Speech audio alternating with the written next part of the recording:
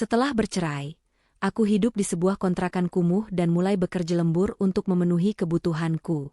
Setiap malam, aku menyisihkan sebagian makananku untuk seorang nenek gelandangan yang tinggal di bawah jembatan. Suatu malam, saat aku akan meletakkan kotak makanan untuk nenek itu, tiba-tiba dia menggenggam tanganku dan berbisik. Hanya kamu satu-satunya orang yang masih peduli. Malam ini jangan pulang ke kontrakan. Tidurlah di hotel dekat sini. Besok akan kujelaskan alasannya. Dan kutunjukkan sesuatu padamu. Aku tak menyangka. Ternyata. Sebelum ceritanya dimulai, silahkan tulis di kolom komentar dari daerah mana saja teman-teman yang menonton cerita ini. Jangan lupa like dan subscribe agar channel ini bisa semakin berkembang dan bisa mempersembahkan cerita yang lebih menarik lagi. Malam itu udara kota terasa lebih menusuk dari biasanya, seolah membawa kabar buruk yang belum sampai ke telinga siapapun. Sinta baru saja menyelesaikan tumpukan piring kotor terakhir di dapur restoran tempatnya bekerja. Tangannya yang keriput karena terlalu lama terendam air sabun terasa perih dan kaku.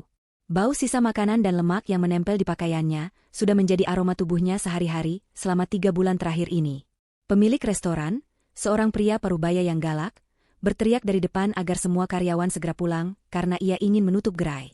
Sinta mengangguk pelan, merapikan jilbab lusuhnya yang warnanya sudah memudar karena terlalu sering dicuci, lalu mengambil bungkusan plastik hitam dari sudut meja dapur.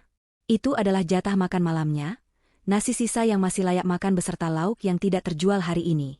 Bagi orang lain itu mungkin sampah, tapi bagi Sinta, itu adalah penyambung nyawa. Sinta melangkah keluar dari pintu belakang restoran, disambut oleh gang sempit yang gelap dan becek. Ia merapatkan jaket tipisnya, mencoba menghalau angin malam yang jahat. Sejak bercerai dengan Dika, hidupnya berubah 180 derajat. Dulu ia tinggal di rumah gedongan dengan lantai marmer yang dingin, kini ia harus bersyukur bisa tidur di kontrakan petak yang dindingnya berjamur dan atapnya bocor. Langkah kakinya terdengar berirama memecah kesunyian gang, ditemani suara tikus yang berlarian di selokan. Sinta tidak langsung pulang ke kontrakannya. Ia memiliki satu tujuan rutin yang selalu ia singgahi setiap malam sebelum mengistirahatkan tubuhnya yang remuk redam. Kakinya membawanya menuju jembatan besar yang membelah kota, tempat di mana sisi gelap kehidupan seringkali bersembunyi dari gemerlap lampu jalan raya. Di bawah jembatan itu, di antara pilar-pilar beton yang kokoh dan tumpukan kardus bekas, hiduplah seorang wanita tua yang biasa dipanggil Nenek Warti. Tidak ada yang tahu dari mana asalnya atau siapa keluarganya. Nenek Warti hanya dikenal sebagai gelandangan tua yang pendiam, dan sering duduk melamun menatap aliran sungai yang keruh. Sinta pertama kali bertemu dengannya saat ia baru saja diusir dari rumah Dika. Saat itu Sinta menangis di pinggir sungai, dan Nenek Warti memberinya separuh roti kering tanpa bicara apa-apa. Sejak saat itu, Sinta berjanji pada dirinya sendiri bahwa selama ia masih bisa makan, Nenek Warti juga harus makan. Hubungan batin yang aneh terjalin di antara mereka, dua jiwa yang terbuang dan terlupakan oleh dunia yang kejam.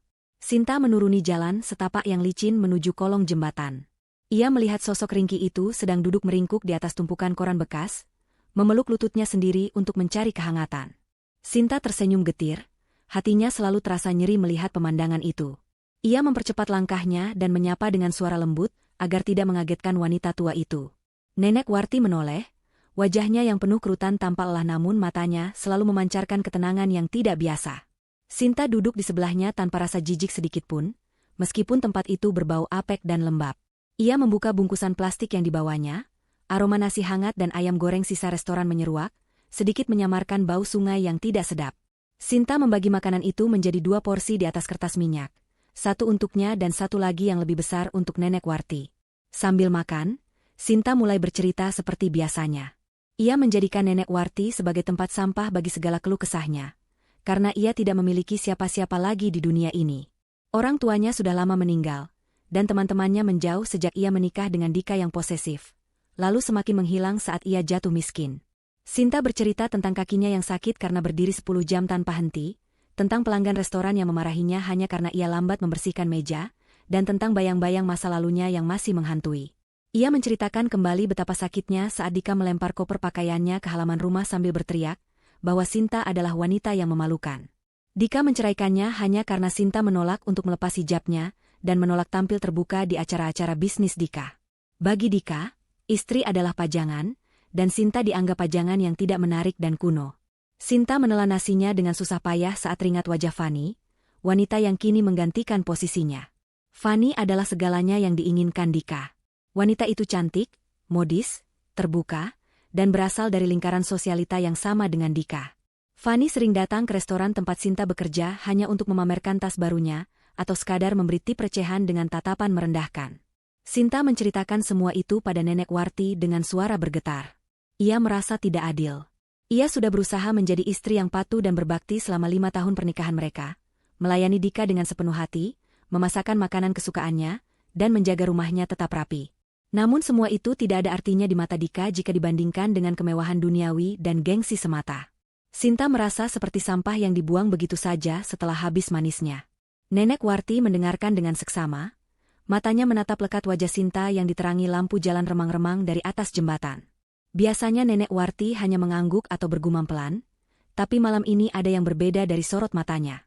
Ada kilatan amarah yang terpendam dan sesuatu yang tajam, seolah ia sedang menganalisis setiap kata yang keluar dari mulut Sinta. Sinta tidak menyadarinya karena terlalu larut dalam kesedihannya sendiri. Setelah makanannya habis, Sinta merapikan sampah kertas minyak itu dan memasukkannya kembali ke dalam plastik. Ia berniat untuk segera pulang ke kontrakannya yang berjarak sekitar 1 kilometer dari jembatan itu. Tubuhnya sudah menjerit minta diistirahatkan, dan besok ia harus bangun subuh untuk sholat dan bersiap kerja lagi.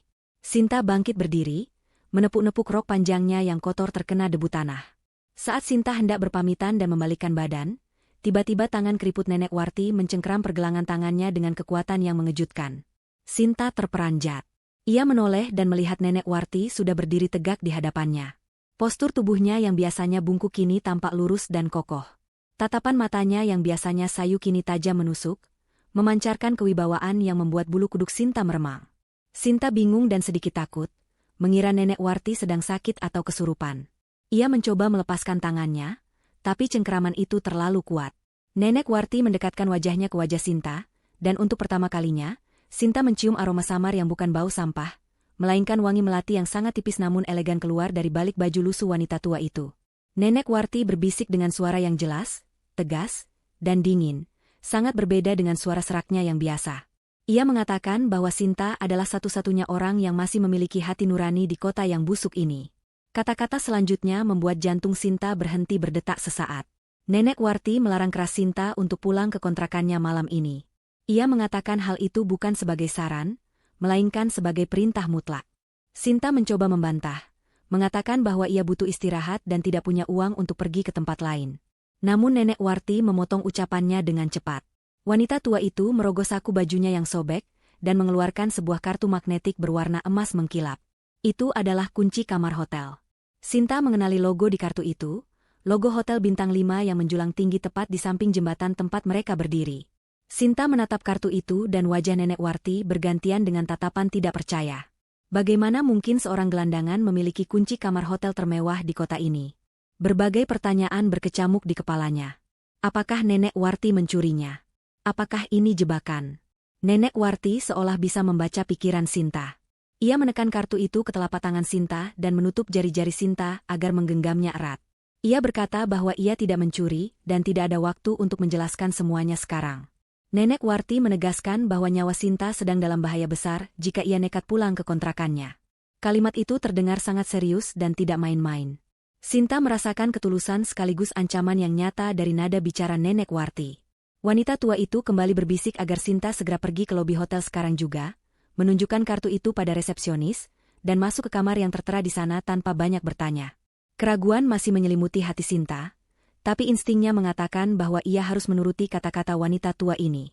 Ada aura kepemimpinan yang kuat yang tiba-tiba muncul dari sosok Nenek Warti, membuat Sinta merasa kerdil dan menurut. Nenek Warti mendorong pelan punggung Sinta ke arah jalan keluar kolong jembatan menuju hotel. Sebelum Sinta melangkah menjauh, Nenek Warti memberikan pesan terakhir malam itu. Ia berjanji akan menemui Sinta besok pagi di kamar hotel tersebut, untuk menjelaskan semuanya, dan menunjukkan sesuatu yang akan mengubah hidup Sinta selamanya. Sinta mengangguk kaku, kakinya mulai melangkah gontai meninggalkan bawah jembatan, meninggalkan Nenek Warti yang kembali duduk dalam kegelapan, mengawasi kepergian Sinta seperti seorang penjaga malam yang setia. Sinta berjalan menyeberangi jalan raya menuju bangunan megah yang selama ini hanya bisa ia lihat dari kejauhan, dengan jantung yang berdegup kencang dan ribuan tanda tanya yang berputar di kepalanya. Langkah kaki Sinta terasa berat saat ia memasuki pelataran lobi hotel berbintang 5 itu. Sandal jepitnya yang tipis berdecit pelan di atas lantai marmer yang mengkilap, menciptakan kontras yang menyedihkan dengan kemewahan di sekelilingnya. Lampu kristal raksasa menggantung di langit-langit, memantulkan cahaya keemasan yang menyilaukan mata. Orang-orang yang lalu lalang di sana berpakaian rapi, mengenakan setelan jas mahal dan gaun yang indah, menyebarkan aroma parfum kelas atas yang memabukkan. Sinta merasa sangat kecil dan kotor. Jaketnya yang kumal dan jilbabnya yang lusuh, membuatnya menjadi pusat perhatian yang tidak diinginkan. Beberapa tamu hotel menatapnya dengan pandangan jijik, seolah ia adalah kuman yang tersesat di istana raja. Satpam yang berjaga di pintu depan sempat melangkah maju hendak mengusirnya. Namun langkahnya terhenti saat melihat kartu emas yang digenggam erat oleh Sinta di tangan kanannya. Sinta berjalan menunduk menuju meja resepsionis yang terbuat dari batu granit hitam yang elegan. Jantungnya berdegup kencang, takut jika kartu yang diberikan Nenek Warti ternyata palsu atau sudah kadaluarsa, dan ia akan dipermalukan lalu diseret keluar. Resepsionis wanita yang cantik dengan senyum terlatih menyapanya dengan tatapan heran.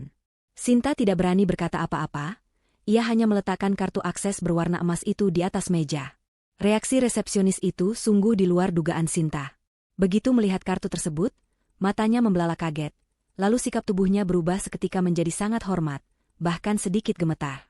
Ia segera menundukkan kepala dalam-dalam, seolah Sinta adalah seorang ratu yang sedang menyamar.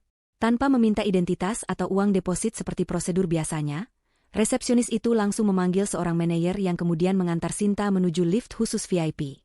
Di dalam lift berdinding kaca itu, Sinta melihat bayangan dirinya sendiri. Wajahnya kusam, ada lingkaran hitam di bawah matanya, dan tubuhnya kurus kering.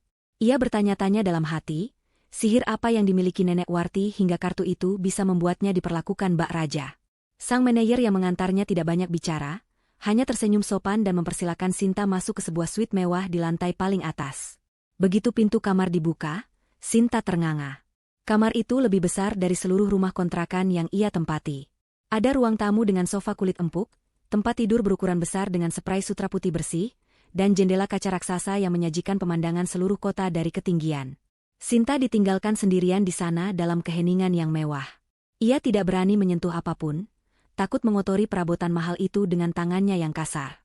Rasa lelah akhirnya mengalahkan rasa takutnya. Sinta melepaskan jaket dan mencuci muka di wastafel kamar mandi yang keran airnya berlapis emas. Air hangat yang membasuh wajahnya terasa sangat menyegarkan. Ia kemudian mengambil wudhu dan menggelar sajadah lusuh yang selalu ia bawa di dalam tas kerjanya. Di tengah kemewahan yang asing ini, hanya sholat yang bisa membuatnya merasa tenang dan membumi. Dalam sujudnya yang panjang, Sinta menangis, menumpahkan segala kebingungan dan ketakutannya kepada Tuhan. Ia berdoa memohon perlindungan dan petunjuk atas kejadian aneh yang menimpanya malam ini. Setelah selesai sholat dan berdoa, Sinta duduk di tepi tempat tidur, menatap ke arah jendela besar yang tirainya belum ditutup. Dari sana, ia bisa melihat kerlap-kerlip lampu kota yang indah.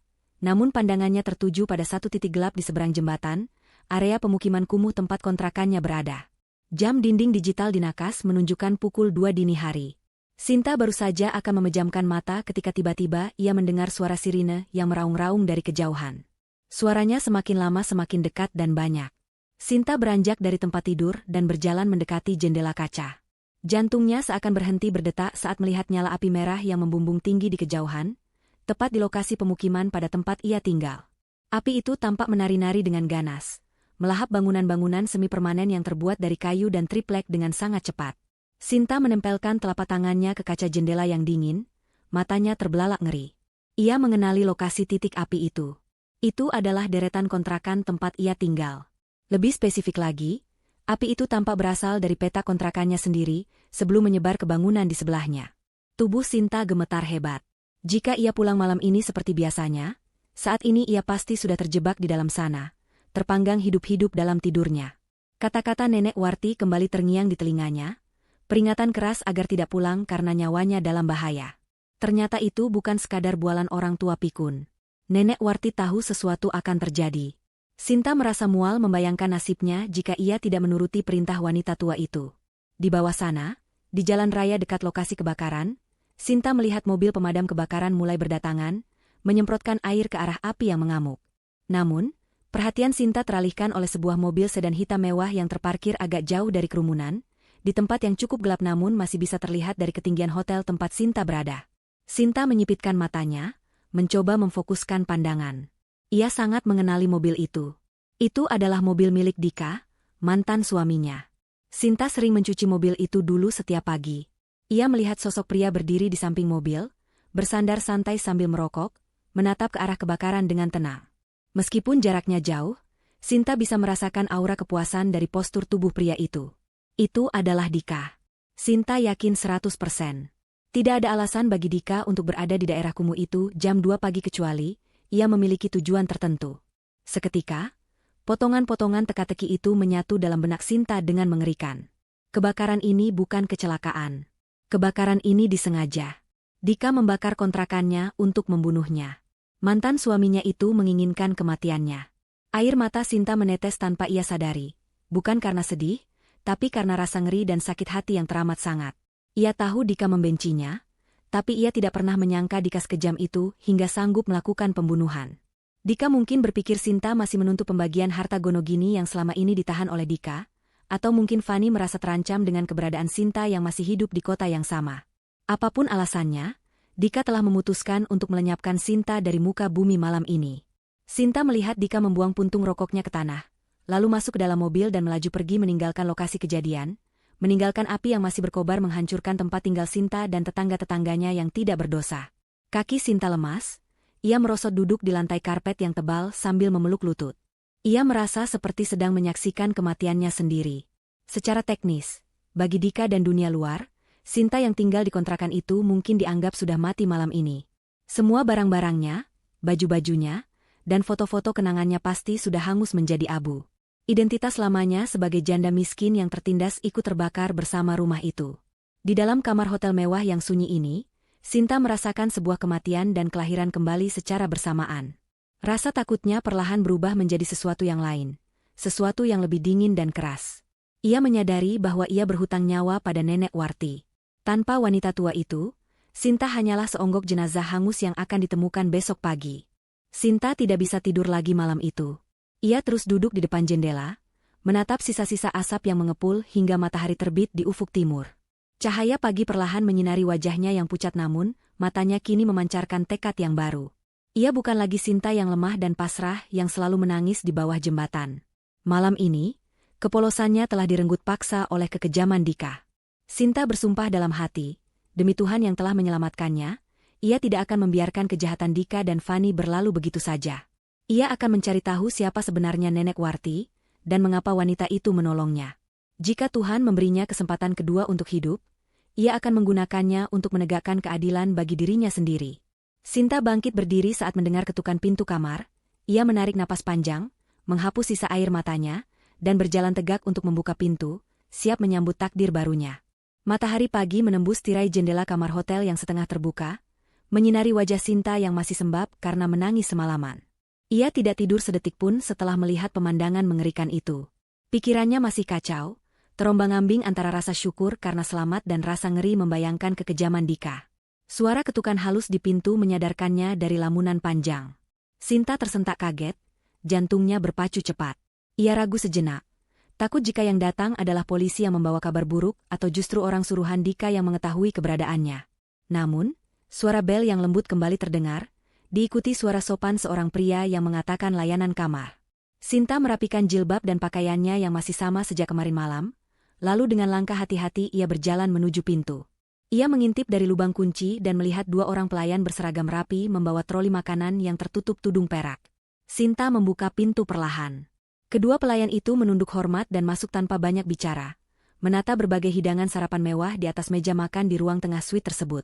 Aroma roti panggang, kopi segar, dan omelet keju memenuhi ruangan, membuat perut Sinta berbunyi pelan, mengingatkannya bahwa ia belum makan apapun selain nasi bungkus semalam.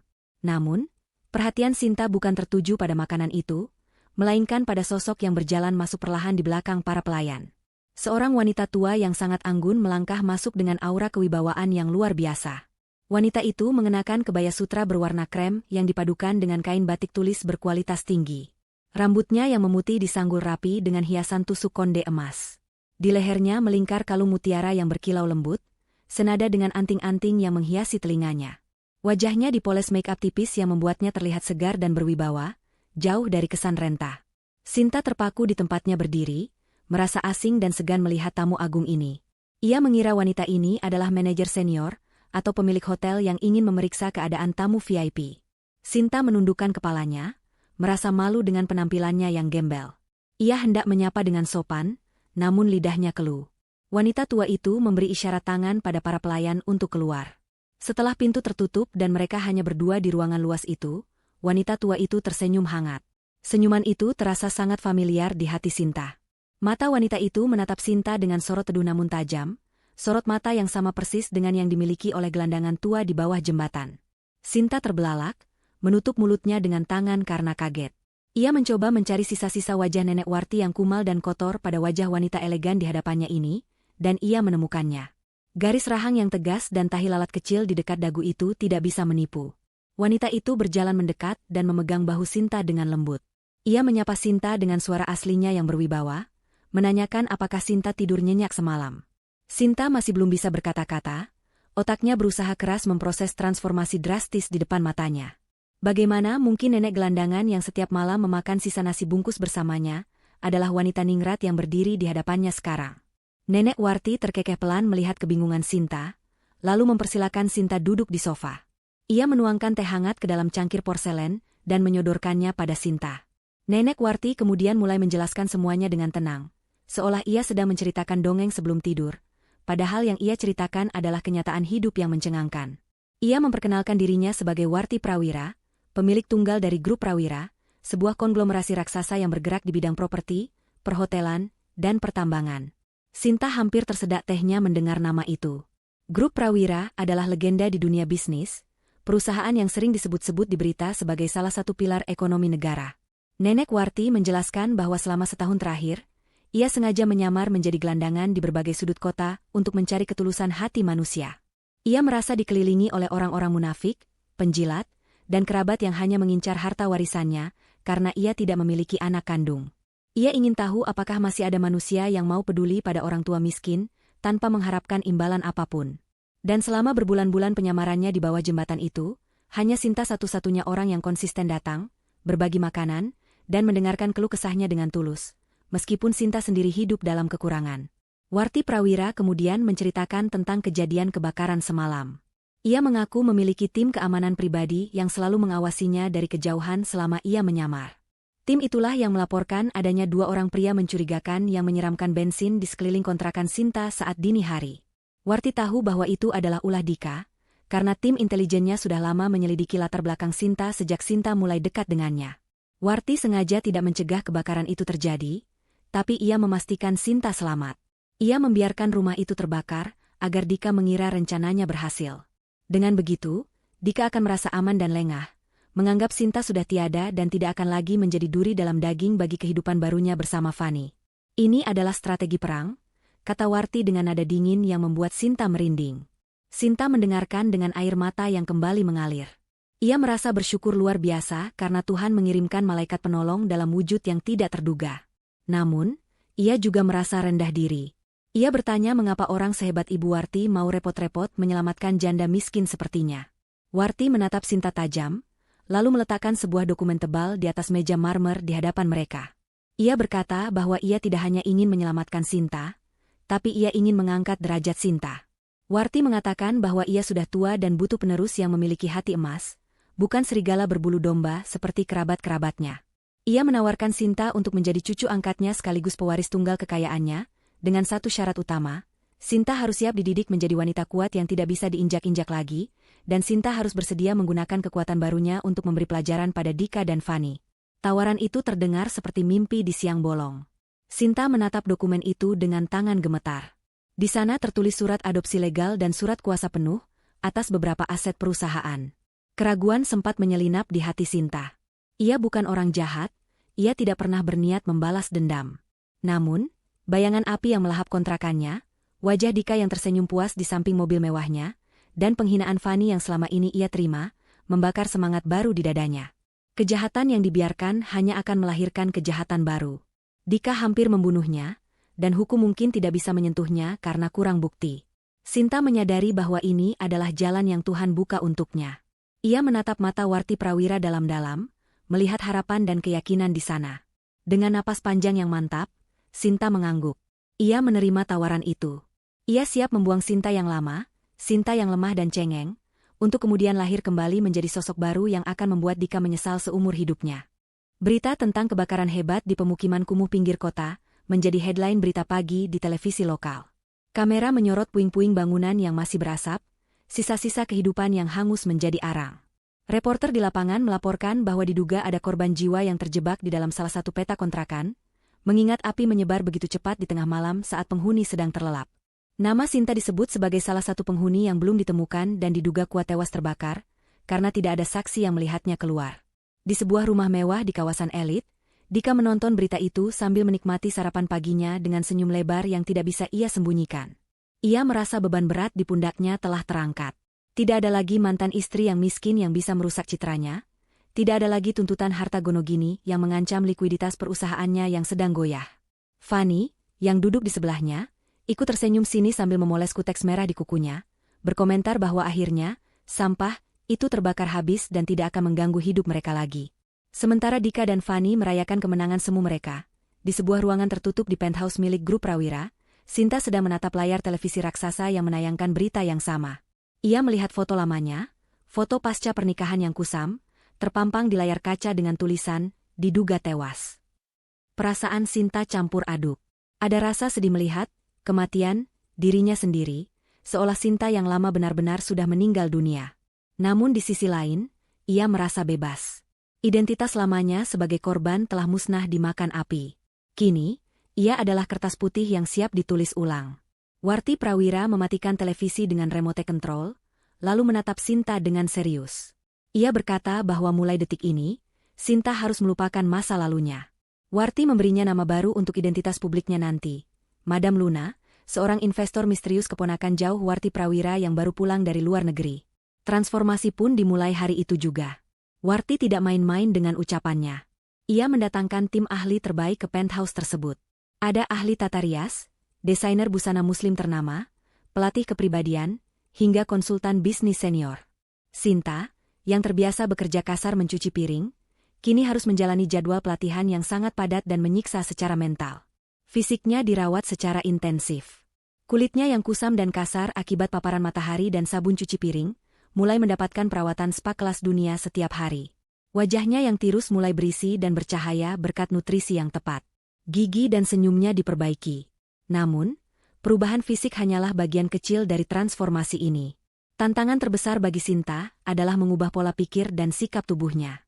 Ia diajarkan cara berjalan dengan punggung tegak dan kepala terangkat, memancarkan kepercayaan diri di setiap langkah. Ia belajar cara duduk yang anggun, cara memegang gelas anggur, yang diisi jus anggur, dan tata krama makan fine dining yang rumit. Pelatih kepribadiannya sangat keras, sering menegur Sinta jika ia menunduk atau berbicara dengan suara pelan dan ragu-ragu. Orang kaya tidak menunduk, Madam, kata pelatih itu tegas. Mereka menatap mata lawan bicara mereka, karena mereka tahu mereka yang memegang kendali. Sinta harus mengulang latihan berjalan ratusan kali hingga kakinya lecet, tapi ia tidak mengeluh. Setiap kali ia merasa lelah dan ingin menyerah, bayangan api yang membakar rumahnya kembali muncul, memberinya kekuatan untuk bangkit lagi. Ia juga mengubah gaya berhijabnya. Tidak ada lagi jilbab instan yang lusuh.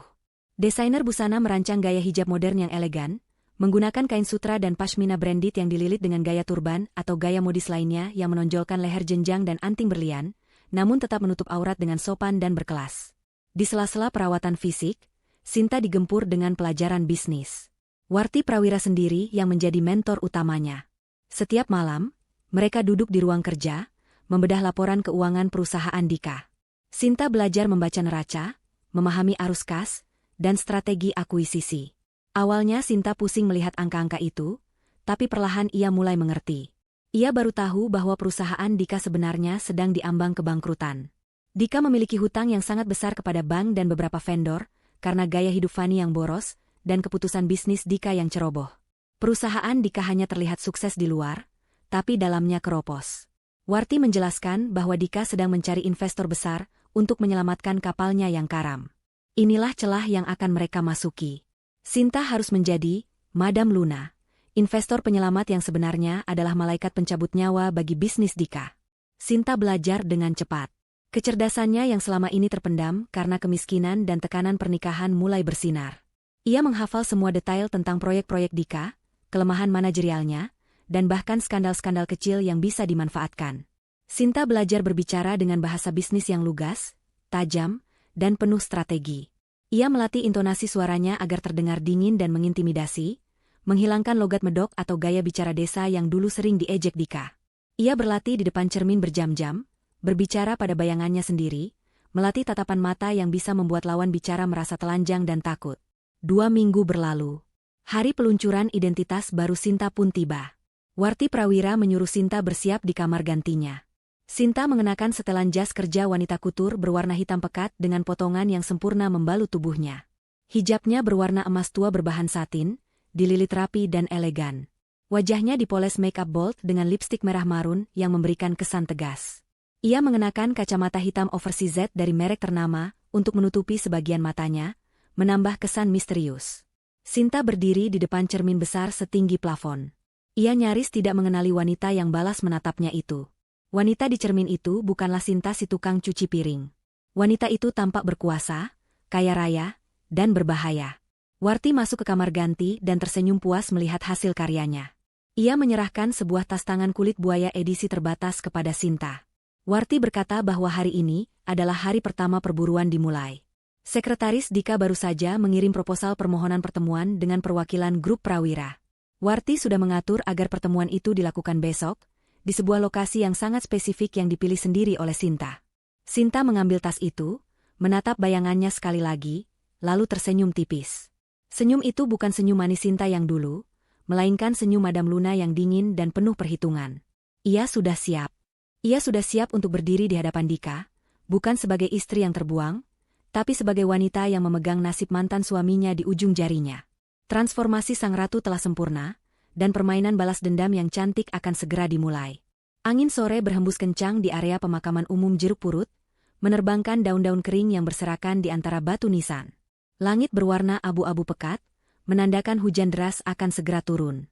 Dika berdiri dengan gelisah di dekat gerbang masuk, sesekali melihat jam tangan mahalnya yang berkilau. Ia menggerutu pelan, menyumpahi sekretarisnya yang mengatur pertemuan bisnis di tempat seaneh ini. Sepatu kulit Dika yang mengkilap kini terkena cipratan lumpur, membuatnya semakin uring-uringan. Namun, ia tidak punya pilihan lain. Perusahaannya sedang di ujung tanduk, hutang menumpuk, dan ia membutuhkan suntikan dana segar secepatnya.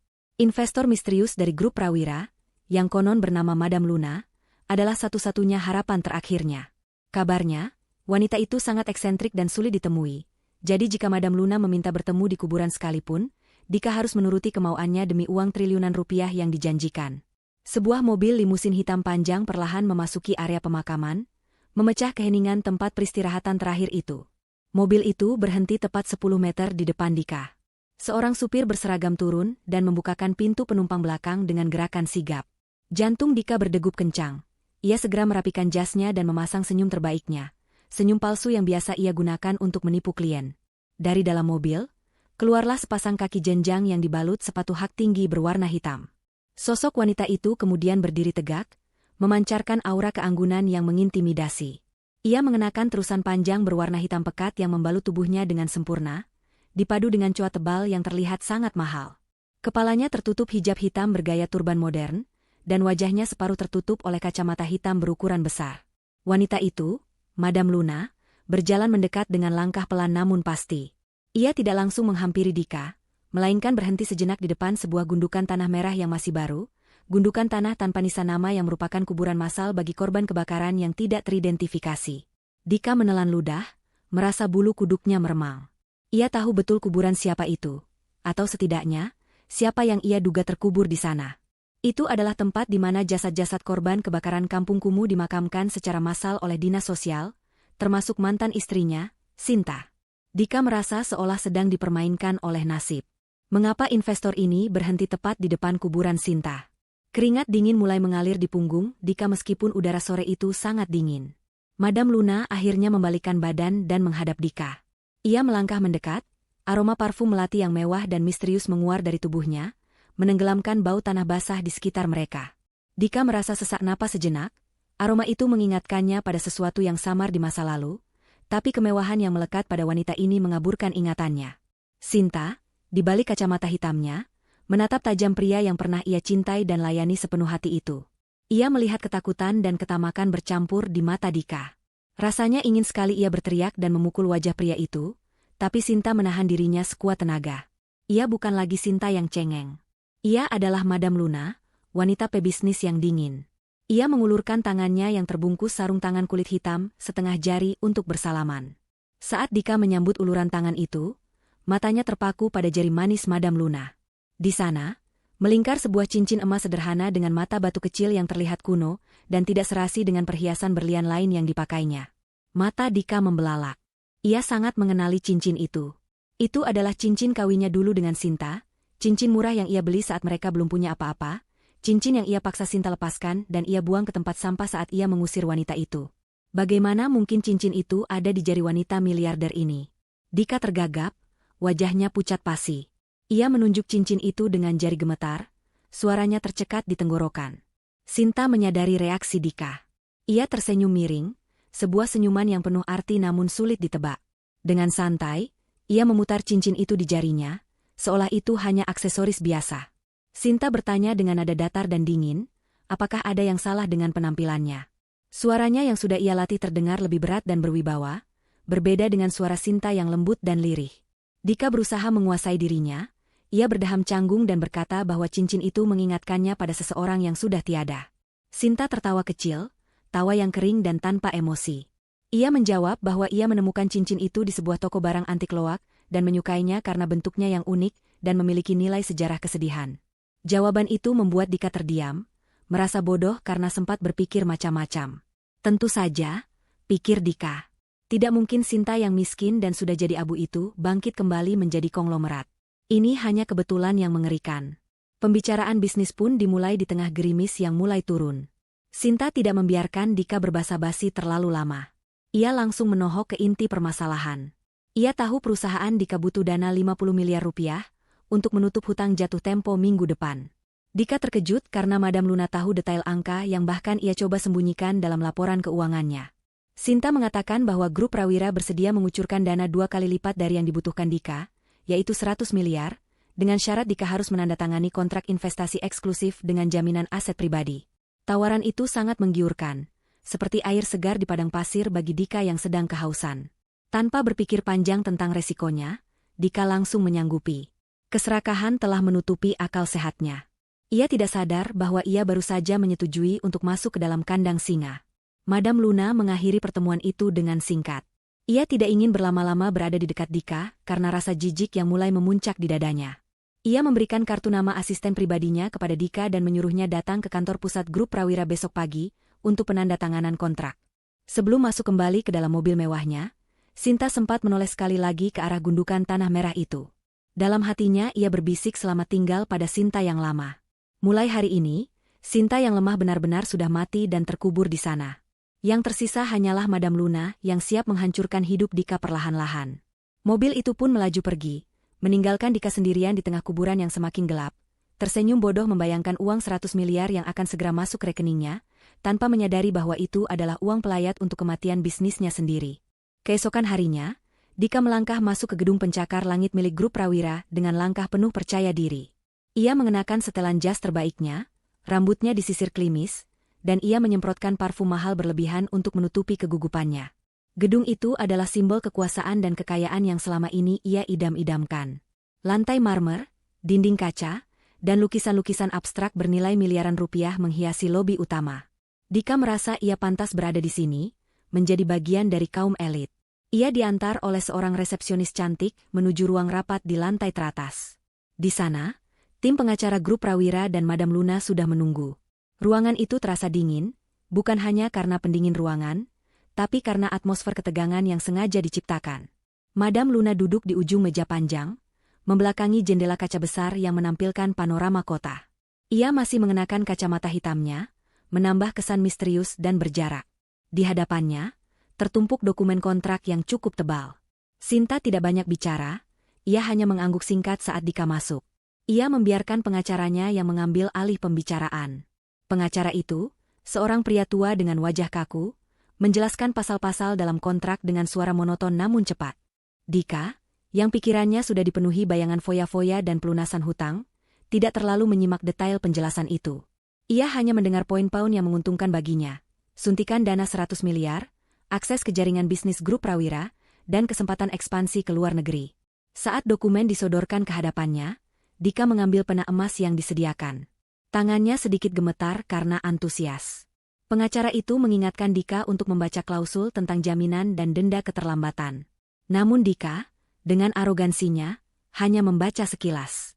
Ia yakin perusahaannya akan segera bangkit dengan uang sebanyak ini, jadi ia tidak perlu khawatir soal gagal bayar.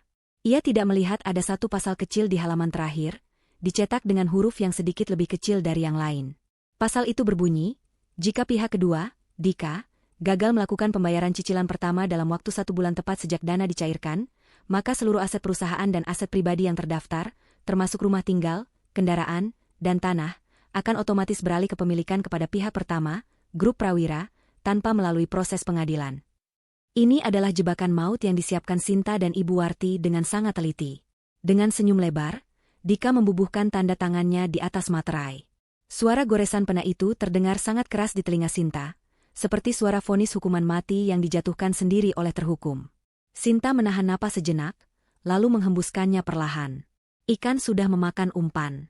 Dika telah menggadaikan seluruh hidupnya, termasuk rumah mewah yang ia tinggali bersama Fani, rumah yang dulu ia bangun bersama Sinta dengan keringat dan air mata, rumah yang dari mana Sinta diusir paksa.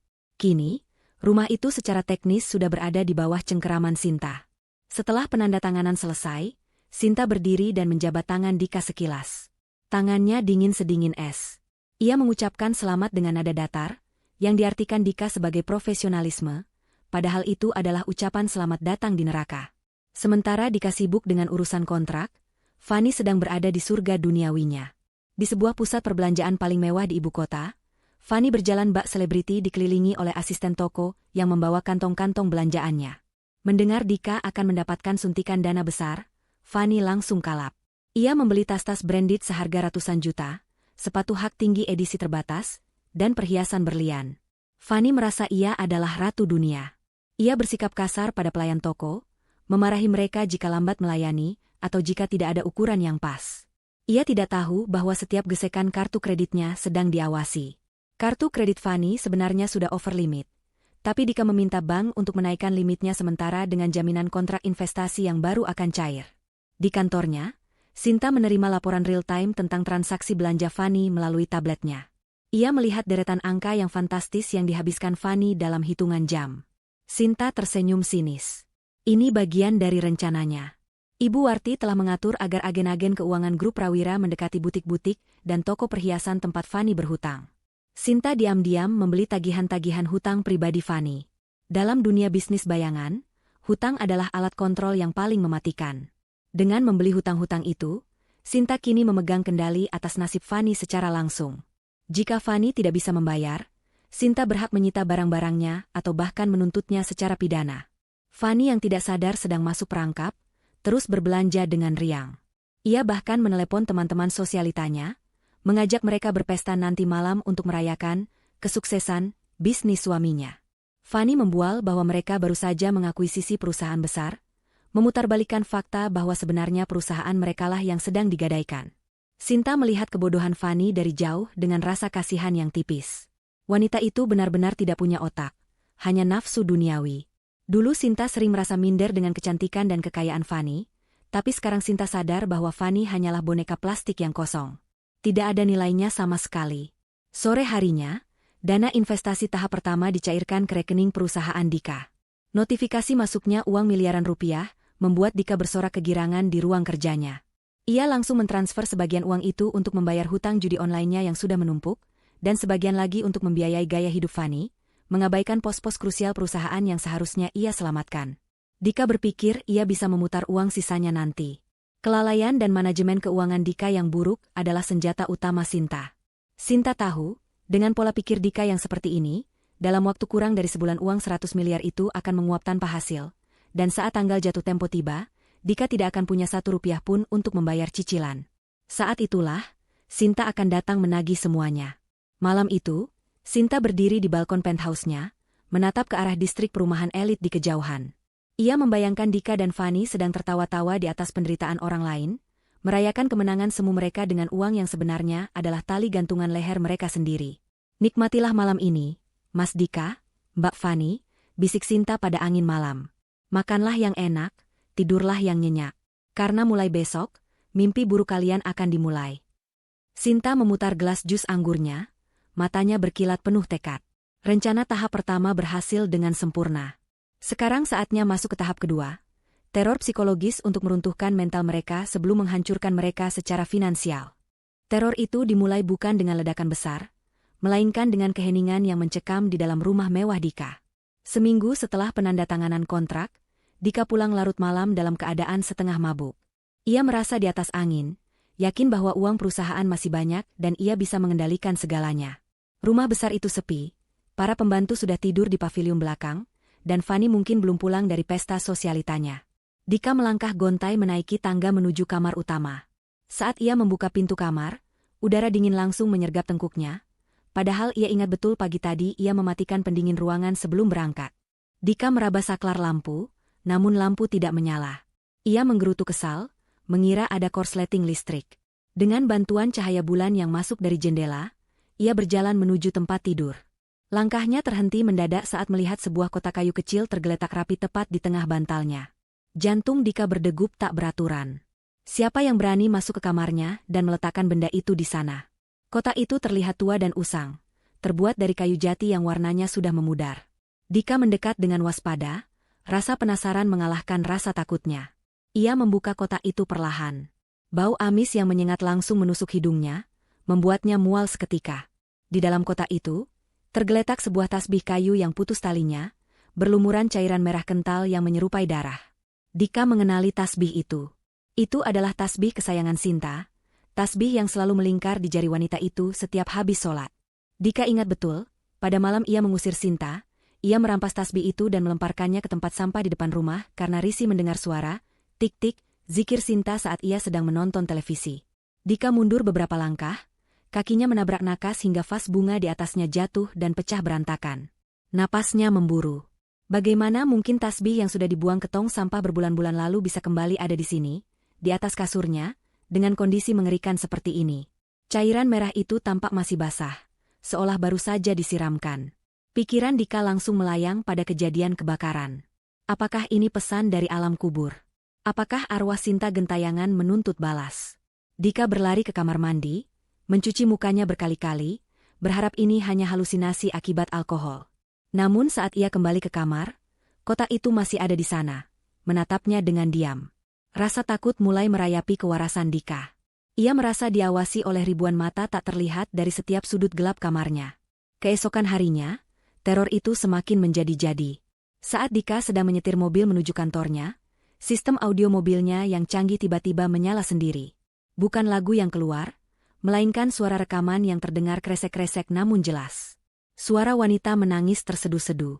Itu suara Sinta. Suara itu merintih memohon, "Mas, jangan usir aku. Mas, aku takut." Kalimat itu diulang-ulang seperti kaset rusak. Dika panik, ia memencet semua tombol di dashboard untuk mematikannya, tapi suara itu semakin keras, memenuhi kabin mobil seolah Sinta sedang duduk di kursi belakang. Dika berteriak histeris menyuruh suara itu diam, mobilnya oleng dan hampir menabrak pembatas jalan tol. Suara itu baru berhenti mendadak saat Dika menginjak rem dalam-dalam di bahu jalan, meninggalkan keheningan yang lebih menakutkan daripada suara tangisan itu sendiri. Di kantor, Dika menjadi kacau balau. Ia tidak bisa fokus pada pekerjaannya. Setiap kali telepon berdering, ia tersentak kaget. Setiap kali pintu ruangannya terbuka, ia mengira akan melihat sosok Sinta berdiri di sana dengan wajah hangus. Para karyawannya mulai berbisik-bisik melihat tingkah laku bos mereka yang aneh. Dika sering terlihat berbicara sendiri, marah-marah tanpa alasan, dan wajahnya selalu pucat serta berkeringat dingin. Bisnis yang seharusnya mulai bangkit dengan dana investasi dari Madam Luna justru semakin terbengkalai. Keputusan-keputusan Dika menjadi irasional. Ia memecat sekretarisnya hanya karena sekretaris itu memakai parfum melati yang mirip dengan aroma Sinta. Ia menjadi paranoid, mencurigai semua orang di sekitarnya bersekongkol untuk menjatuhkannya. Fani, yang melihat perubahan drastis pada suaminya, justru merasa kesal dan malu. Ia menganggap Dika lemah dan terlalu banyak minum. Saat Dika mencoba menceritakan tentang tasbih berdarah dan rekaman suara itu, Fani tertawa mengejek. Fanny menuduh Dika berhalusinasi karena rasa bersalah yang tidak perlu. Dia sudah mati, Mas. Jadi abu. Jangan jadi penakut begitu, bentak Fanny suatu malam saat Dika menolak tidur di kamar mereka karena ketakutan. Fanny tidak tahu bahwa semua teror itu sangat nyata dan direncanakan dengan sangat rapi oleh tim operasional Ibu Warti. Orang-orang suruhan Ibu Warti menyusup ke rumah dan meretas sistem mobil Dika dengan teknologi canggih. Sinta mengawasi kehancuran mental Dika dari layar monitor di apartemen mewahnya. Melihat Dika yang dulu begitu angkuh kini meringkuk ketakutan seperti tikus yang terpojok, memberikan sedikit rasa kepuasan di hati Sinta. Namun, ini baru permulaan. Hantu masa lalu tidak akan berhenti menghantui sampai Dika benar-benar kehilangan akal sehatnya. Sementara Dika sibuk bertarung dengan hantu ciptaannya sendiri, Fanny menghadapi badai yang berbeda. Gaya hidup mewahnya yang tidak terkontrol mulai menuai akibat. Dana tunai yang diberikan Dika sudah habis tak bersisa untuk membeli barang-barang branded yang bahkan belum sempat ia pakai semua. Fanny kembali menggesek kartu kreditnya dengan membabi buta, mengandalkan statusnya sebagai istri CEO untuk berhutang di butik-butik langganannya. Namun, ia tidak menyadari bahwa jaring laba-laba yang ditebar Madam Luna sudah mulai menjerat lehernya. Pagi itu, saat Fanny sedang menikmati perawatan wajah di salon langganan para sosialita, dua orang pria berbadan tegap dengan setelan jas hitam masuk ke dalam salon. Mereka bukan tamu, melainkan penagih hutang profesional yang disewa oleh perusahaan keuangan milik grup Prawira, tempat di mana tagihan-tagihan Fanny kini bermuara. Tanpa basa-basi, para penagih hutang itu mendatangi Fanny yang sedang memakai masker wajah. Dengan suara lantang yang bisa didengar oleh seluruh pengunjung salon, mereka menagih pembayaran hutang sebesar 2 miliar rupiah yang sudah jatuh tempo hari ini. Fanny terlonjak kaget, ia marah besar karena merasa dipermalukan. Ia membentak pria-pria itu, mengatakan bahwa suaminya adalah orang kaya yang baru saja mendapat investasi triliunan dan pasti akan membayar. Namun, pria itu dengan tenang menunjukkan surat kuasa penyitaan aset. Mereka mengatakan bahwa kartu kredit dan rekening Dika sudah dibekukan sementara, karena adanya indikasi gagal bayar pada cicilan pertama hutang perusahaan. Fanny pucat pasi. Ia mencoba menelepon Dika, tapi ponsel suaminya tidak aktif. Di tengah kepanikan itu, teman-teman sosialitanya yang ada di sana mulai berbisik-bisik dan menatapnya dengan pandangan merendahkan. Pandangan yang sama yang dulu sering Fanny berikan kepada orang miskin. Diusir dari salon karena membuat keributan, Fanny pulang ke rumah dengan amarah meledak-ledak. Di rumah, ia mendapati Dika sedang duduk di pojok kamar dengan tatapan kosong, memegang botol minuman keras. Fanny meledakkan emosinya, memaki Dika yang tidak becus mengurus uang dan membiarkannya dipermalukan oleh penagih hutang. Dika, yang mentalnya sudah labil karena teror berhari-hari, balik menyerang Fanny. Ia menyalahkan Fanny atas semua kesialan ini. Gara-gara kamu boros. Gara-gara kamu aku jadi begini. Kamu yang menghasutku membenci Sinta, teriak Dika. Pertengkaran hebat pun pecah. Barang-barang berharga di kamar itu melayang dan hancur berkeping-keping. Dalam kemarahannya, Dika keceplosan mengatakan bahwa ia menyesal telah membakar kontrakan Sinta jika akhirnya ia dihantui seperti ini. Fanny terdiam mendengar pengakuan itu. Ia tahu Dika jahat, tapi ia tidak menyangka suaminya benar-benar pembakar rumah. Kabar keributan di rumah tangga Dika dan masalah hutang mereka menyebar cepat di kalangan elit ibu kota. Malamnya, ada sebuah acara amal bergengsi yang dihadiri oleh para pengusaha papan atas. Fanny, dengan sisa-sisa harga dirinya, nekat datang ke acara itu. Ia ingin membuktikan bahwa ia masih seseorang.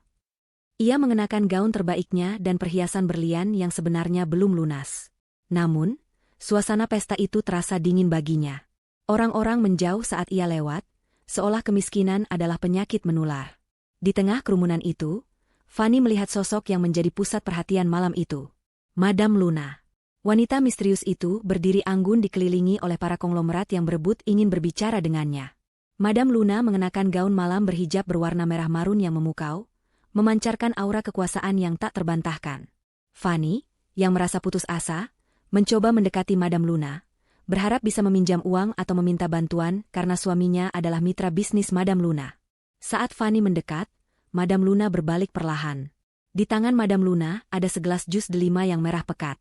Fanny mulai merengek, menceritakan masalahnya dengan gaya memelas yang dibuat-buat, mencoba mencari simpati. Madam Luna mendengarkan tanpa ekspresi di balik kacamata hitam modisnya. Setelah Fanny selesai bicara, Madam Luna tersenyum tipis, senyum yang membuat darah Fanny membeku. Sayang sekali, Nyonya Fanny, saya tidak berbisnis dengan orang yang gali lubang tutup lubang, kata Madam Luna dengan suara dingin. Tiba-tiba, beberapa petugas keamanan acara mendekat. Ternyata butik tempat Fanny berhutang perhiasan yang dipakainya saat ini telah melaporkan Fanny atas tuduhan penggelapan barang yang belum lunas. Di depan ratusan tamu undangan, polisi menyita kalung dan gelang berlian yang dipakai Fanny. Fanny menjerit histeris, meronta-ronta saat polisi memegang lengannya. Ia dipermalukan habis-habisan, ditelanjangi dari segala kemewahan palsunya. Saat Fanny diseret pergi melewati Madam Luna melangkah maju sedikit, menurunkan kacamata hitamnya sejenak, menatap tepat ke manik mata Fanny. Mata itu. Fanny mengenali mata itu. Mata sayu namun tajam yang dulu sering ia hina saat Sinta datang mengantar rantang makanan ke kantor Dika. Madam Luna mendekatkan bibirnya ke telinga Fanny dan berbisik pelan namun sangat jelas. Dulu kau merebut suamiku saat aku susah dan menyebutku sampah. Sekarang, nikmatilah menjadi sampah yang sesungguhnya, Fanny. Tubuh Fanny menegang kaku, matanya terbelalak lebar seakan mau keluar. Ia mengenali suara itu. Sinta? Kau masih hidup? Teriak Fanny histeris. Namun tidak ada yang percaya padanya. Semua orang mengira Fanny sudah gila karena tekanan hutang. Fanny terus berteriak menyebut nama Sinta saat diseret keluar gedung. Sementara Madam Luna kembali memasang kacamata hitamnya, menyesap jus delimanya dengan tenang, dan kembali berbincang dengan para tamu seolah tidak terjadi apa-apa.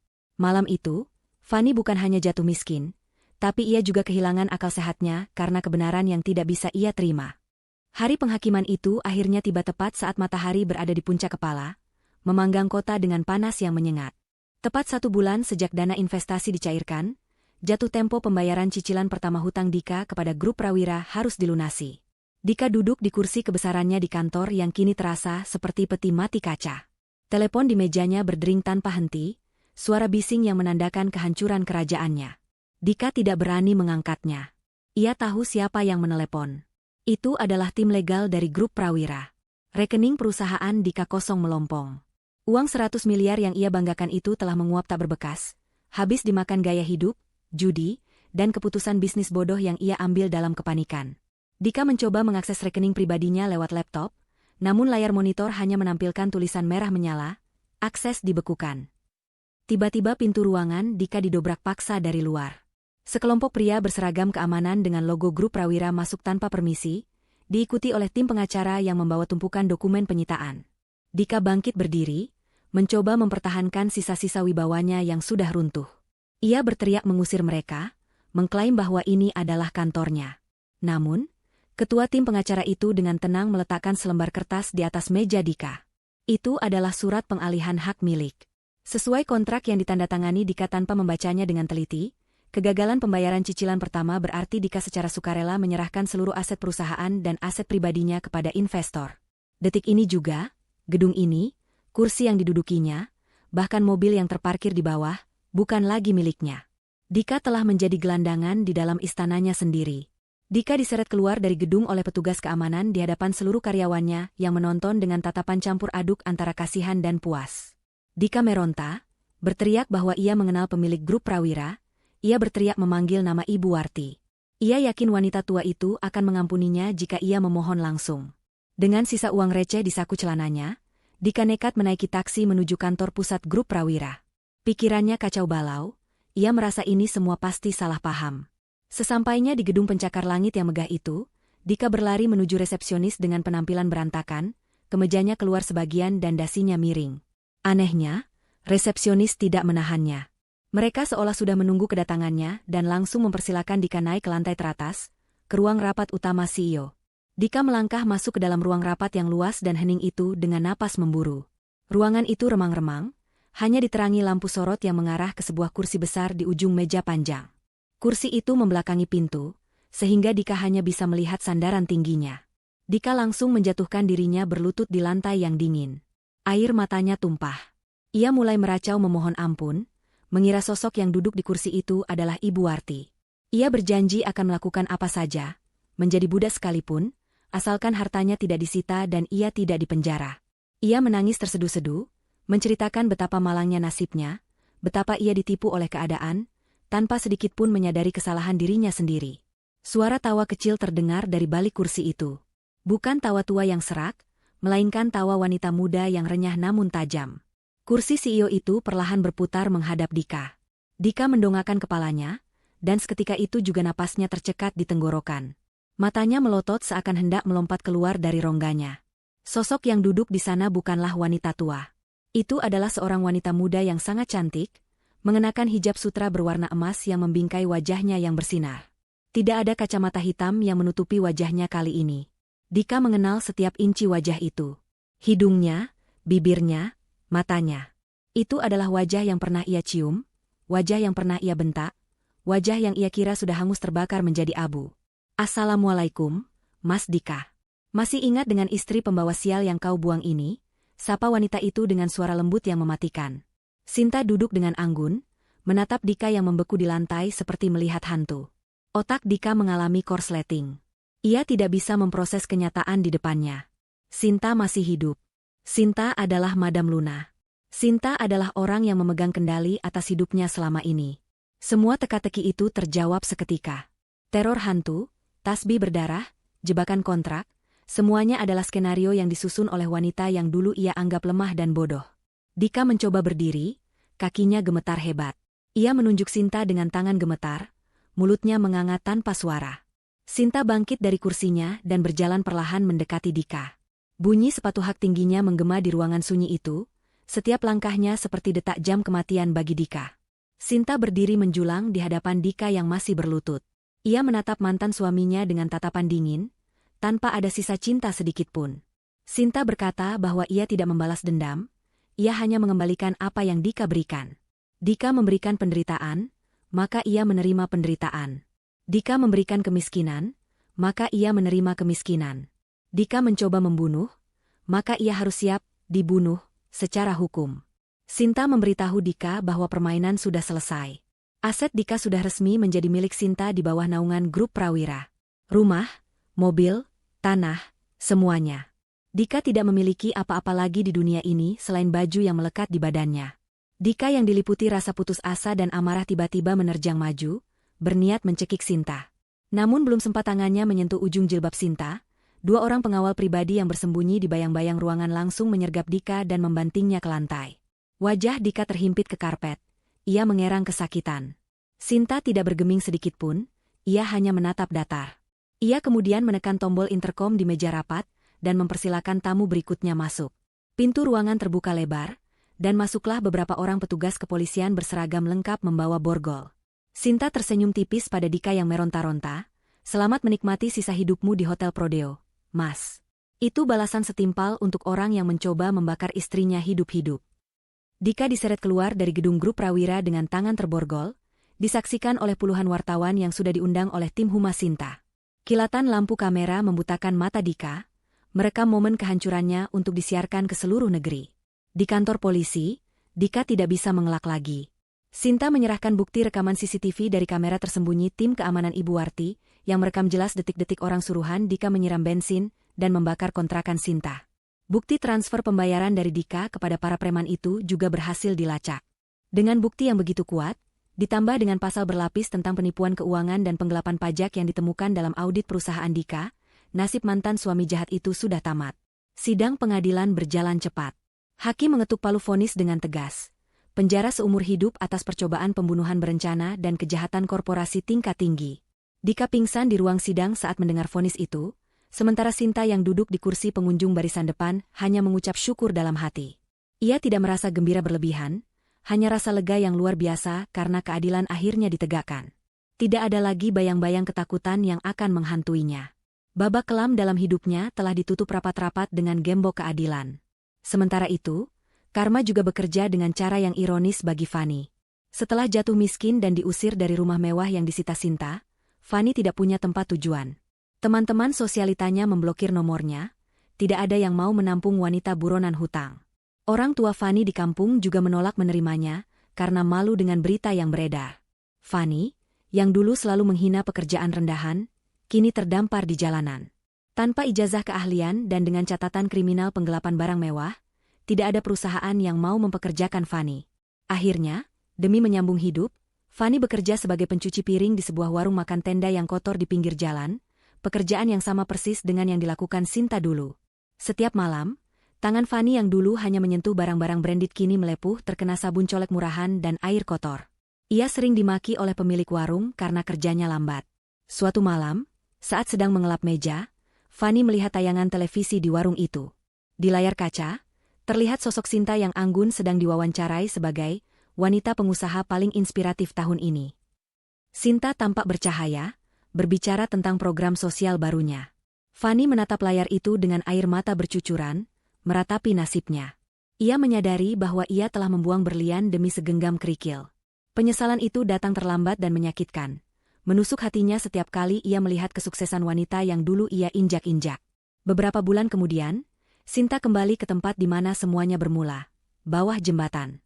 Namun kali ini, tempat itu sudah berubah total. Dengan kekayaannya, Sinta tidak membeli pulau pribadi atau jet mewah. Ia menggunakan uangnya untuk merenovasi area kumuh di bawah jembatan itu. Ia membangun rumah singgahwarti, sebuah kompleks hunian sementara yang bersih, layak, dan manusiawi bagi para tunawisma dan gelandangan. Tembok-tembok beton yang dulu kusam kini dicat dengan mural berwarna-warni. Ada dapur umum yang menyediakan makanan bergizi gratis setiap hari, klinik kesehatan gratis, dan ruang pelatihan keterampilan agar para penghuninya bisa mandiri. Sore itu, Sinta berjalan menyusuri taman kecil di rumah singgah tersebut bersama Ibu Warti yang asli. Wanita tua itu tersenyum bangga melihat cucu angkatnya. Sinta tidak menjadi monster setelah memiliki kekuasaan. Ia justru menjadi pelindung bagi mereka yang lemah, sama seperti ia dulu melindungi Nenek Warti. Mereka duduk di bangku taman, melihat anak-anak jalanan yang kini bisa tertawa lepas sambil belajar membaca. Sinta merasa hatinya penuh. Ia menyadari bahwa ujian berat yang ia lalui, mulai dari perceraian, kemiskinan, hingga percobaan pembunuhan, adalah cara Tuhan menempanya agar ia bisa berada di posisi ini, menjadi perpanjangan tangan Tuhan untuk menolong orang lain. Dendamnya sudah lunas, namun kebaikannya baru saja dimulai. Cerita berakhir dengan adegan kontras yang memilukan sekaligus memuaskan. Di dalam sel penjara yang sempit dan lembab, Dika duduk meringkuk di pojok ruangan. Rambutnya sudah dicukur botak, wajahnya tirus dan kusam. Di tangannya ada piring plastik berisi nasi cadong yang keras dan sayur nangka yang sudah basi. Persis seperti makanan sisa yang dulu sering dimakan Sinta demi bertahan hidup. Dika menatap makanan itu dengan tatapan kosong. Di lorong penjara, sebuah televisi kecil menyiarkan berita peresmian rumah singgahwarti. Dika melihat wajah Sinta yang tersenyum bahagia di layar itu, diapit oleh pejabat dan orang-orang yang mencintainya. Dika mencoba menyuapkan nasi basi itu ke mulutnya, tapi tenggorokannya tercekat oleh isak tangis. Ia meraung, memukul-mukul dadanya yang sesak oleh penyesalan yang tidak berujung. Suara tangisannya menggema di lorong penjara, namun tidak ada yang peduli. Di luar sana, di bawah jembatan yang kini indah, matahari terbenam dengan warna keemasan, menyinari Sinta yang melangkah mantap menuju masa depan yang cerah.